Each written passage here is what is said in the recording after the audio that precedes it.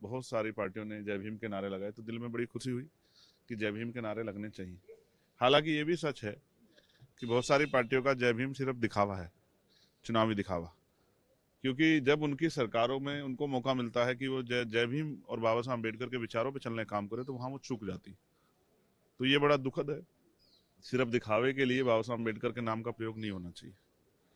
एक बड़ी चिंता जो है, कल से जो राज्यसभा में होम मिनिस्टर ने जो बयान दिया है, हालांकि उनका जो बयान था पूरे रूप से वो कांग्रेस पे एक हमला था, लेकिन जिस तरह के शब्दों का प्रयोग उन्होंने किया उससे एक बड़ा आक्रोश जो है हक वंचित समाज में है, उनमें गहरी चिंता है।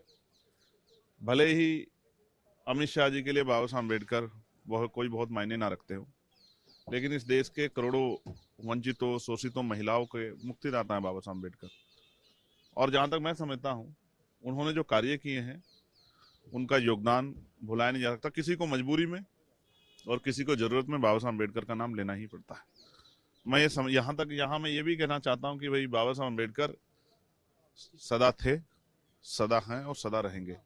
लेकिन अमित शाह जी और प्राइम मिनिस्टर को शायद ये आभास नहीं है कि आज वो अगर गृह मंत्री हैं या प्रधानमंत्री हैं तो वो भगवान की देन नहीं है, बाबा साहब अम्बेडकर के संविधान की देन है। आज वो अगर गृह मंत्री या प्राइम मिनिस्टर हैं तो बाबा साहब के संविधान की वजह से है। और अहंकार बहुत अच्छा नहीं होता है। जैसे मैंने आपसे कहा कि ना सदा कांग्रेस सत्ता में रही और ना सदा भाजपा सत्ता में रहेगी। एक समय आएगा कि इसी देश के लोग इस भारतीय जनता पार्टी की सरकार को उखाड़ कर फेंक देंगे। तो मैं स्पष्ट रूप से कहना चाहता हूं कि इस तरह का बयान अम्बेडकरवादी तो किसी भी कीमत पर बर्दाश्त नहीं करेंगे। पूरे देश में अम्बेडकरवादियों में इस बात को लेकर गुस्सा है और मैं स्पष्ट तौर पर कहना चाहता हूं कि ये बयान जो है शर्मनाक है। लेकिन जो इस बयान के नाम पे नारे लगा रहे हैं उनको भी कहना चाहता हूं कि जहां उनकी सरकार है वहां बाबा साहब अम्बेडकर के विचारों के आधार पर आप सरकार चलाएं तो शायद जो है बाबा साहब अम्बेडकर का नारा लगाना, जय भीम का नारा लगाना सफल हो पाएगा। तो यही वजह थी आज आप इस प्रोटेस्ट में शामिल नहीं हुए या होना नहीं चाहते? नहीं, मैं अपना प्रोटेस्ट कर रहा हूँ। ये अम्बेडकर आर्मी है। अम्बेडकर आर्मी हमेशा से लड़ती रही है। ये तो लोग यहाँ लड़ रहे हैं, हम लोग तो उनके विचारों को लेकर गांव गांव जाते हैं जहां सामंती लोगों का सामना करना पड़ता है। जहां आज भी आपको याद है परभनी में क्या हुआ। मैंने कल भी जीरो आवर में डाला था कि परभनी पर चर्चा हो।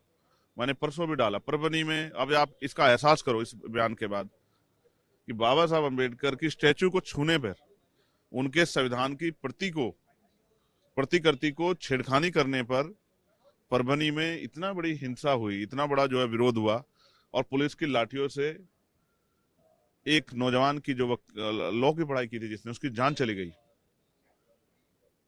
संतोष सूर्यवंशी, सोमनाथ सूर्यवंशी। आप ये महसूस करके देखिए कि जब हम बाबा साहब के संविधान की प्रतिकृति को नहीं छूने देते, उसका अपमान नहीं महसूस बर्दाश्त कर सकते, और बाबा साहब के स्टैचू का अपमान बर्दाश्त नहीं करते, तो बाबा साहब का अपमान बर्दाश्त कर लेंगे?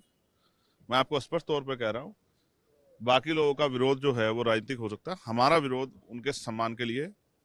और अगर उनके अपमान कोई करने का प्रयास करेगा तो हमारे लोग उसको छोड़ेंगे नहीं।